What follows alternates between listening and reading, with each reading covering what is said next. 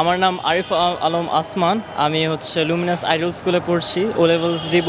এই যে একটা হিস্ট্রি, যে এত স্টুডেন্ট যে মারা গেল, এত স্টুডেন্টরা এত রক্ত দিল, এত প্যারেন্টসরা যে তাদের সন্তান হারালো, তাদের যে একটা স্ট্রাগল, এই স্ট্রাগলটাকে হচ্ছে আমরা আর্ট করে হচ্ছে এইভাবে আমরা দিয়ে যাচ্ছি, তাকে ফিউচার জেনারেশন তারাও দেখুক, তারা দেখে তারাও শিখুক।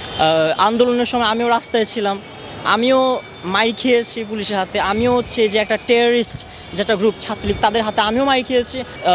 এই যে রাস্তায় নামা দেখে আমি যে মাইর খেয়েছি দেখে আমার প্যারেন্টসরাও তারাও মানে ইন্সপায়ার হয়েছে, না আমার ছেলে কেন মাইর খাবে, আমার ছেলে সে নিয়ে জাস্টিসের জন্য রাস্তায় আসে, সে কেন জাস্টিসের গিয়ে মাইর খাবে। যে ব্রুটালিটি, যে পুলিশরা যেভাবে ছাত্রদেরকে পাখির মতো যে গুলি করে মেরে ফেলো, তারাও দেখ। এটাই আমি চাই যে আমার জুনিয়র্স এবং ফিউচার জেনারেশন তারা দেখুক, তাদেরকে শিখুক যে এই যে একটা ডিক্টেটরশিপে তারা গেল, এই ডিক্টেটরশিপ যেন আমরা ফিউচার না দেখি। আমরা একটা ডেমোক্রেসি, আমরা ফ্রিডম চাই।